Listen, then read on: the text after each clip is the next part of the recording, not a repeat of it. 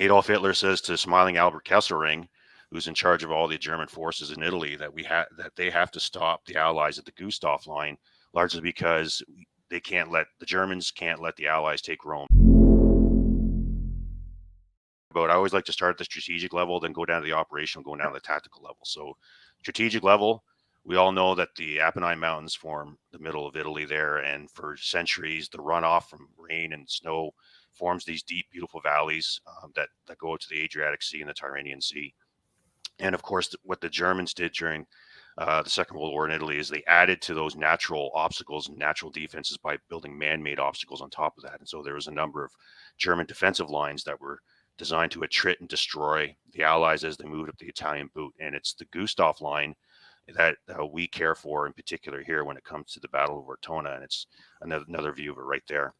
But Adolf Hitler says to smiling Albert Kesselring, who's in charge of all the German forces in Italy, that they have to stop the Allies at the Gustav line, largely because the Germans can't let the Allies take Rome. That would be a huge psychological and symbolic victory for the Allies, and as equally a huge psychological and symbolic loss for the Germans.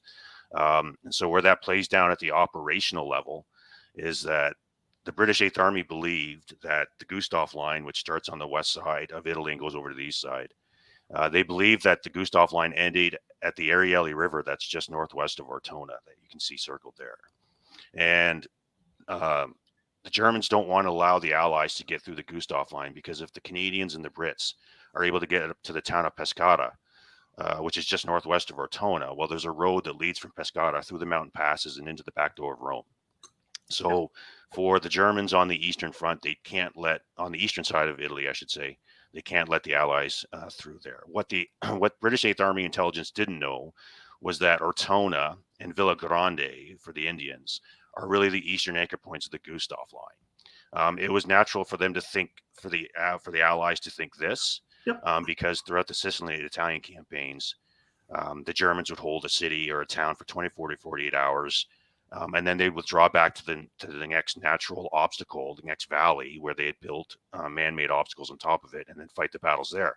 So it was natural for the British Eighth Army, our intelligence, to think this, when in reality, though, it turns out that Ortona is the eastern anchor point of the Gustav line itself. So that's at the operational level.